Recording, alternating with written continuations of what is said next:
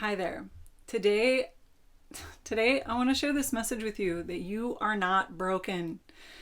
That you are way more powerful than you think you are. That you have a power inside of you that you might not even know yet. And I didn't know about for most of my life, and I'm still exploring and learning about. So today, I want to share with you some thoughts that might help you get from a place of I am broken, something is wrong with me, nothing can help me, to a place of realizing that you are the creator of your life and that you can do it one step at a time. Hi, I'm Jen. I'm a holistic nurse and I worked in an inner city hospital for years. I was trained into the Western medical system, and then I woke up to the realization that there's so much more to life than what I had learned about health, about the way things work. So today I want to share with you some ideas, some thoughts that I have about how you can heal yourself, how you can expand your consciousness, and how you can become more of who you really are. If you've ever been in a place where you feel totally stuck, totally hopeless, maybe you've been to every doctor. I like to call this the Doctor Road Show. And they just keep giving you drugs, giving you pharmaceuticals. They keep giving you options for surgery. Put the tube in your ears, or like get your uterus taken out and everything will be fine. And you know that there's maybe more to it than that. Maybe you're in a place where you feel really stuck emotionally. I was working with a client who kind of referred to himself as like Eeyore, like every day waking up feeling like Eeyore. And a lot of what he was sharing with me was he doesn't think that anyone knows how to help him. He doesn't think that anything is working, and he doesn't think that anything can work.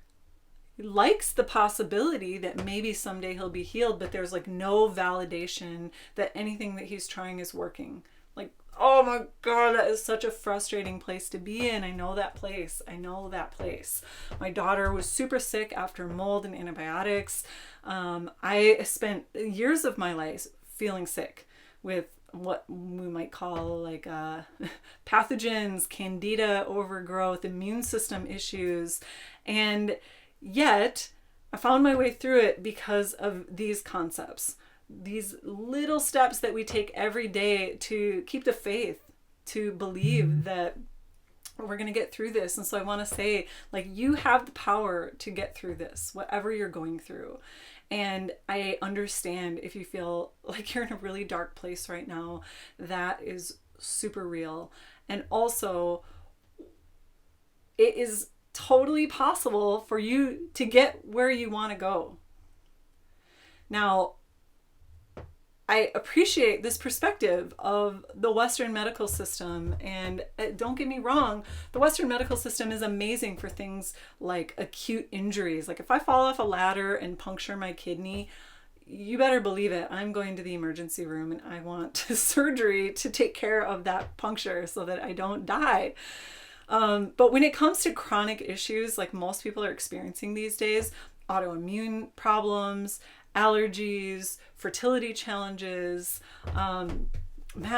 diabetes and like blood pressure issues and Alzheimer's, and I mean the list goes on and on and on. There are a lot of reasons on the physical level that these things are happening, related to pollution, related to difficulties with detoxing, but there's also something else going on, and that's what I want to speak to today.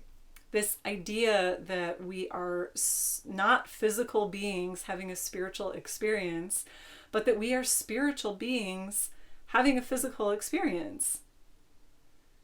Let me repeat that. We're not physical beings having a spiritual experience, but we are spiritual beings having a physical experience.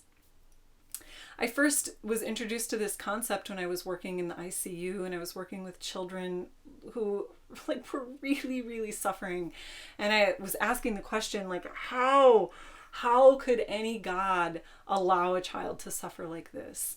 And so I went looking for answers, and I found these books from like psychics and spiritual people who talked about the journey of the soul.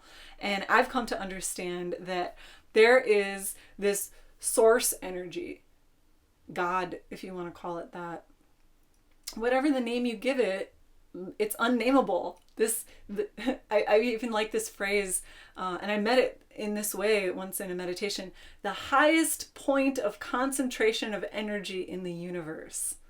In this meditation, it was like fractal rainbow light. Like, wow, okay, that is God. Somehow that was my experience, and we all get to have our own experience of what that looks like, what that feels like, what that means. And we become these individual aspects of this big creative energy that is wanting to know itself through our experience. So on maybe more of like a cartoony level, it's like I came to understand that the soul is like on the other side of planet Earth, maybe like standing up there looking down at planet Earth, like we see those pictures of planet Earth, thinking, wow, I'm going to go in there, I'm going to do that thing. And at this point, it's like pure energy, this soul. And when we come to planet Earth, we become embodied and we have this physical experience. But at the core, we are a soul having a much more vast experience. And some people will say many lifetimes. Some people say many lifetimes all in one moment. If we look into quantum timelines, and there's a lot out there about these things. But the point is, we are more than these meat suits. And I appreciate this quantum perspective of, so we have our bodies, and then within our bodies we have organs. And within organs are made of cells. And within a cell, there are all these different components of the cell. Like mitochondria, for example, is the powerhouse of the cell where light energy is made, ATP. And if you go into the mitochondria and break it down and break it down and break it down, you get to atoms, right? We learned this in science classes, sixth grader. Atoms are made up of what? Protons, neutrons, and electrons. Protons, neutrons, and electrons in this quantum and even like regular science understanding are these tiny particles which take up like such a tiny amount of space. So within that atom, 99.9999999% of that space is vibration, is energy. And even those protons, neutrons, and electrons are like such a tiny weight that how do you account for the fact that there's solidity if we are 99.9999% space, energy, vibration, frequency? So with that perspective, we can notice that every thought we think, every feeling that we have is impacting that space within us. And quantum scientists, really smart people around the world, have measured, and they found out that every cell has a frequency, every organ has a frequency, every thought has a frequency, every emotion has a frequency. So if we can think of ourselves as these spiritual beings with all of these frequencies happening, and our lives are constantly in creation. So we have this creator, this like highest point of concentration of energy in the universe, this source of love. I like to believe that. I feel that. That's constantly creating through us. We are constantly creating, and we have these frequencies that are creating for us. Now, to kind of bridge that with how that impacts our lives, I really like this perspective, this idea, this even like from the brain science perspective, that we have trillions of bits of information around us all the time, but we can only take in like 40 bits of information, I've heard, at one time. So on the brain level, our brain has learned through our life what is important and what is not important. So we have all of this information around us, all of these potentialities and possibilities and like stimulus around us all the time, but we can only actually take in a teeny fraction of it. So what we take in becomes our reality. Now, this invites the idea that we don't all have the same reality. What we think of as reality is different for each and every person based on every person's like brain programming of what they believe is important. This is why two people who witness the same scene can see it vastly different. Why two people having the same argument are going to have completely different ideas about like what was going on, because each of us has our own universe inside of us. Each of us has our own beliefs, our own thoughts, our own emotions, our own imprints. And these imprints are coming from the time our soul is conceived. The imprints from our mother's womb, imprints from when we're born, imprints from 0 to 7. They say we are, as children, like totally wide open and everything is going in to this subconscious, where that becomes this foundational program that we run on. What we're taught in school, what we choose to focus our attention on with the media, what we choose to do as a career, and the people that we spend time around, and the music we listen to, everything is affecting these energies, these frequencies, these beliefs. They, of course, are getting anchored into different parts of the brain. There are neuroscientists who are working on this stuff all the time. There's such cool science out there about it. But this is important because in the moment, in like the present moment, like empowered understanding, it doesn't matter any of that. Of course, it all matters because it's all playing into who we are in this moment, but we are not a victim to it. We can take full responsibility for all of that. That doesn't mean that the bad things that happened are your fault, or even that it has to impact you your whole life negatively. But it's our responsibility in this moment to decide how, like, what I want to carry in my being. And so going back to that place of feeling like so many people feel right now, like I am broken. I am broken and nobody has the answers for me. All these doctors don't have the answers for me. None of these supplements work. None of these diets work. If you think about these people who are like 105 years old and they drink and smoke and they're so happy, like it becomes clear that the drinking and the smoking isn't the only aspect, right? It's not like the determining factor. So I have, during certain times in my healing journey, been 100% focused on my diet, what I'm putting into my body.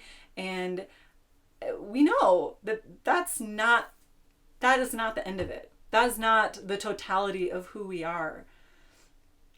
So in this moment, I can become clear about some of the patterns and the beliefs that are creating how I feel about myself, what chemicals are being released into my body. There's a book I read years ago called Molecules of Emotion by Dr. Candace Pert, where she started breaking down this neurochemistry of our emotions, that each and every emotion that we have is like a little chemical that is going somewhere in the organs and in the body to turn things on and turn things off. That we have this inner pharmacy within ourselves that we can either be victim to, or that we can empower ourselves to learn tools to give ourselves a different kind of medicine. And this is a paradigm shift. In the Western paradigm, we are machines. We're like a car. The carburetor is broken, so replace the carburetor. We have even operated like this in the surgical realm, like, oh, you have an appendix situation, just take the appendix out. Oh, you have fibroids, just take out your uterus. I don't necessarily believe that anymore after having the experience of being more multidimensional than just this like physical machine of a body. If we're a spiritual being having a physical human experience, we are this incredible miracle of energies playing into the three-dimensional.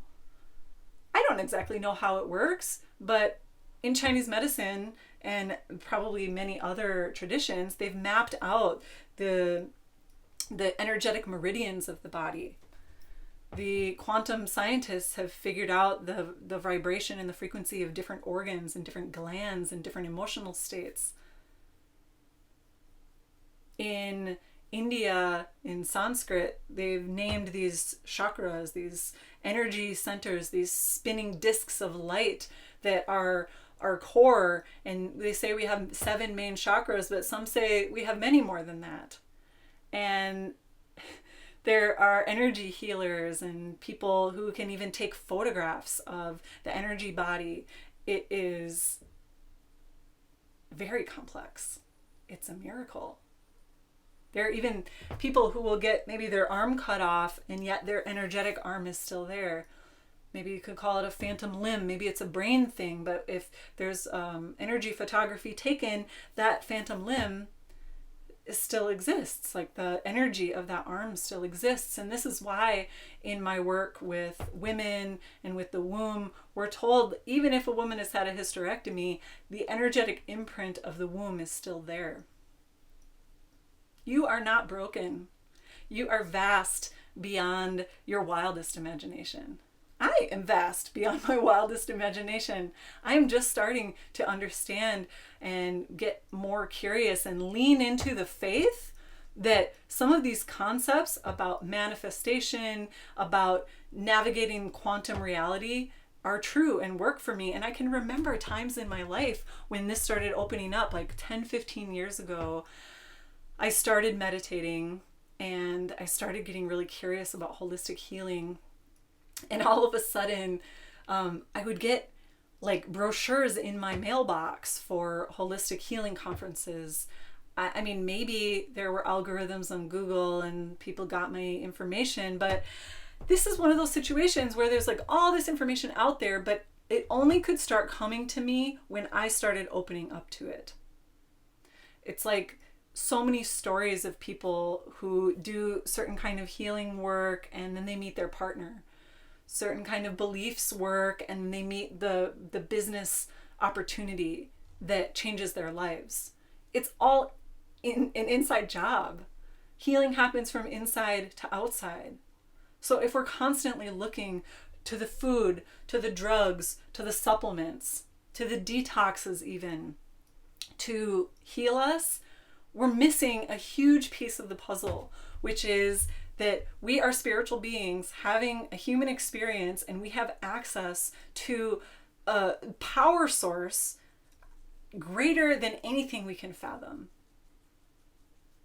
And so yes, the detoxing, the yoga, the prayer, the meditations, all these things help open the channels so that we actually have access to the wisdom of our soul, the wisdom of that source creator energy, the wisdom of the collective consciousness, the unified field. Otherwise, there's a feeling of aloneness, of being stuck, of being in this meat suit with broken parts, all alone. And even if that feels true, which for sure at times in my life that has felt true, I choose to have faith. And faith, what is faith other than a belief in something that is not tangible, in something that is not validatable, something outside of that paradigm of science and solidity. So what is faith? Faith is believing in something and moving toward it, even though we don't actually know for sure. Do any of us know for sure anything? I'm not sure. But I remember when I had this experience of maybe having faith for the first time and something happened. I was working at the hospital 3 12-hour shifts in a row. It was after the second 12-hour shift, I slept that night and I woke up at 4 a.m. Someone woke me up and I was so frustrated. I was so tired. I was like just not well at the time, and I had to go work another 12-hour shift in the hospital.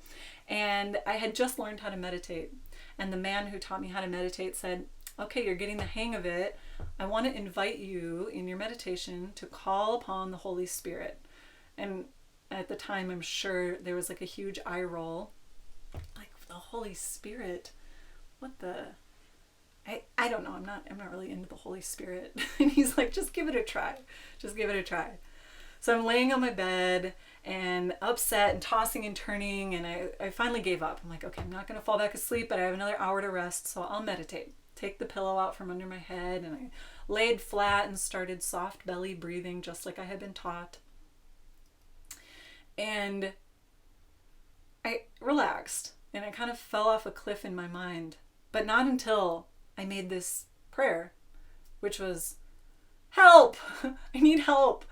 I'm supposed to go work at the hospital again, and I don't know if I believe in this, but please fill me with the Holy Spirit. I don't really know how to do that. I don't know how to ask, but fill me with the Holy Spirit.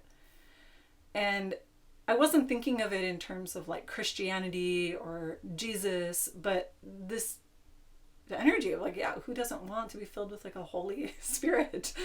And so I'm laying there in bed and I make this prayer and I kind of relaxed and fell off a cliff in my mind. And when I came back, my whole body, my whole being was full of light.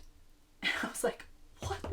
Like, my eyes are closed. Like, what is going on here? This is amazing.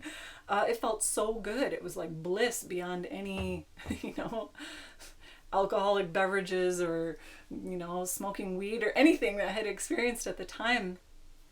And I thought, okay, well, how do I get this feeling and how do I make it stay? And then my alarm went off. I thought maybe I can shut my alarm off and just stay in this feeling, and it went away. And I woke up and went through my day and everything went well that day. Like amazing patience and amazing everything. I was in like the best mood. It's like when you have rose-colored glasses and everything is working well. I ended up working for 16 hours that day because I just felt so good. But I went to all my teachers and all my people at the time and I said, what was that? Like, what was that? And one person said, oh, I bet you were connecting with the Earth's energy. And another said, oh, that sounds like a Kundalini awakening. And another one said, what were you thinking about? This Tibetan woman, a nursing assistant at the hospital, said, what were you thinking about? And I said, oh, I was thinking how stressed I was and how I just really didn't want to go to work. And she said, no, what were you thinking about? And I said, oh, I was thinking about the Holy Spirit. And she said, that's it. And so from that moment on, that faith, I don't know, grew, right? That belief that somehow I can do something inside myself that makes a change that felt earth-shattering. That felt like a totally different paradigm than anything that I had known before. They talk about it like our inner pharmacy. We have all these like chemicals that we can tap into, and I learned how to do that.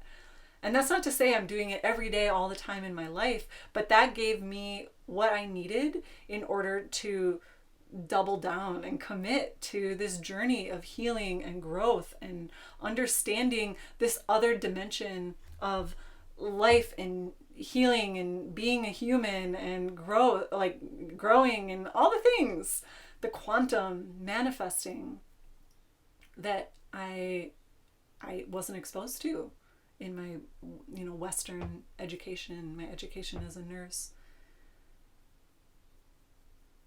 So that's what I want to share with you today, that you have a power in you that you might not even know about yet.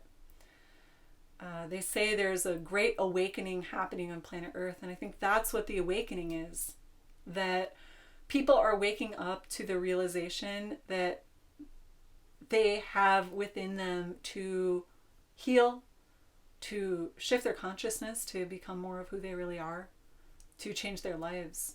That we are not victims, that we are not broken, that we are actually magical beings, that we have a power beyond anything that we can understand.